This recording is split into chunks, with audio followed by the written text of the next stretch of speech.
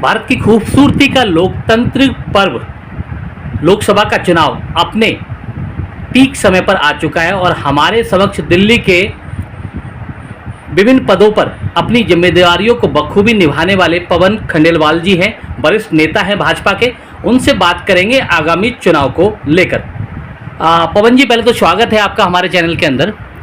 पवन जी, 400 का पार जो स्लोगन है, ये किस आधार पर दिया गया है मोदी सरकार के द्वारा, या फिर कोई एक जुमला समझा जाए इसको? हमारी जब पार्टी किसी भी चीज़ को जब पेश करती है तो औपचारिकता नहीं होती, सत्यार्थ होती है। और जो 400 की बात आप कर रहे हैं पूरी दिल्ली के वो क्या देश के अंदर कि 400 सीटें, मैं समझता हूँ कि हमने भाजपा की 370 सीटें रखी हैं और पूरी एनडीए की 400 सीटें रखी हैं। निश्चित रूप से 400 पार होंगे, इसमें कोई दो राय नहीं है। अगर वही बात हम दिल्ली की करें, दिल्ली की आप भाजपा की तरफ से 7 सीट जीतने का दावा है और कहीं ना कहीं इंडी गठबंधन भी जोरों पर है। आम आदमी पार्टी और कांग्रेस मिलकर भाजपा को मुंहतोड़ जवाब देने के लिए पूरी तरह कमर कस चुके हैं। तो इस पर आप क्या कहना चाहेंगे 7 सीटों के बारे में? देखिए, दिल्ली की 7 सीटों की आप बात करते हो और आप मुझसे जब ये कहते हो कि गठबंधन बड़ा मजबूत है तो मैं बड़ा हंसी में आ जाता हूँ जी। ये गठबंधन नहीं, ठगबंधन है। अच्छा। और ये ठगबंधन कैसे चल रहा है ये बताने की आवश्यकता नहीं है। हमारे कल कैंडिडेटों ने नॉमिनेशन चालू कर दिए हैं। मेरी इस लोकसभा सीट जो उत्तर पश्चिमी सीट है उसके हमारे उम्मीदवार थे योगेंद्र चंदोलिया जी। उन्होंने बड़े जोर शोर से कल नामांकन भरा और वो नामांकन में जब वो जन सैलाब को देखा, अगर आपने देखा होगा, मीडिया के आप लोग हैं, तो जन सैलाब से आपको अंदाज़ा लग गया होगा कि कहते हैं वो जो एक नारा होता था, कोई नहीं है टक्कर में, क्यों पड़े हो चक्कर में जी।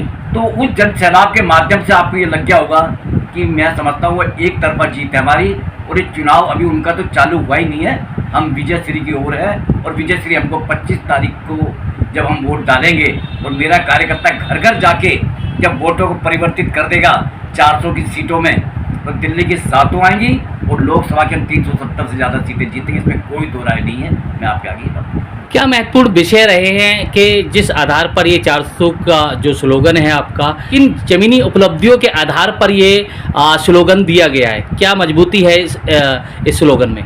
देखिए, ये सोच मोदी जी की बहुत बड़ी है जी। हमने धारा 370 हटाई है जी। और धारा 370 जो ये कांग्रेस के लोग कहते थे कि नहीं हटेगी, पहले राज्य पास करेगा, वो सरकार पास करेगी, वो पास करेगी, एक भ्रम और डर पैदा किया होता है लोगों के अंदर।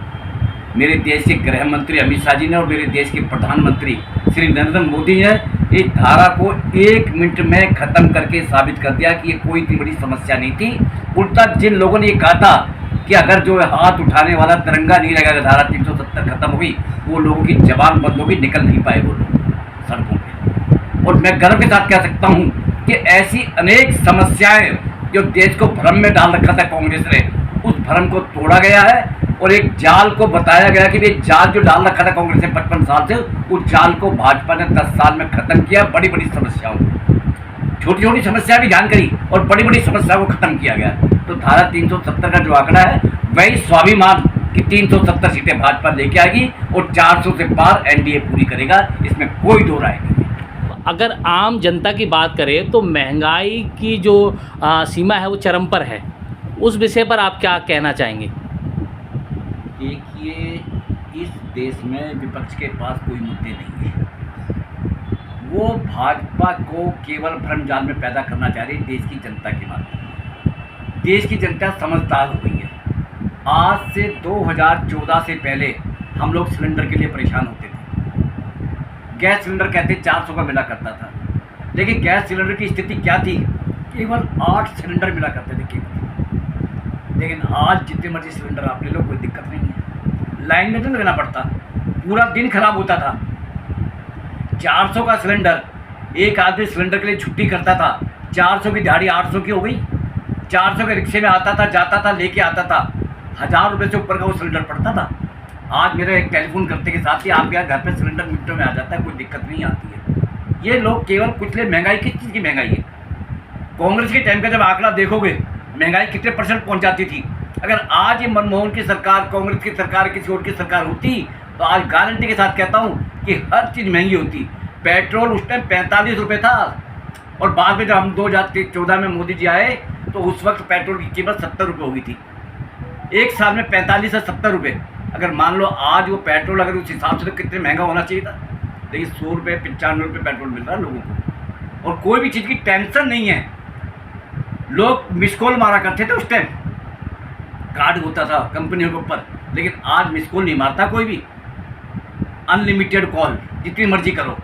आज रिक्शे वाले के हाथ में भी एंड्रॉयड फ़ोन है 20-25 हज़ार के। आप महंगाई की बात करते हो। बड़े शोरूम में आप जाके चले जाओ, बड़े बड़े होटलों पे जाके चले जाओ, लाइन लगी पड़ी है लोगों की।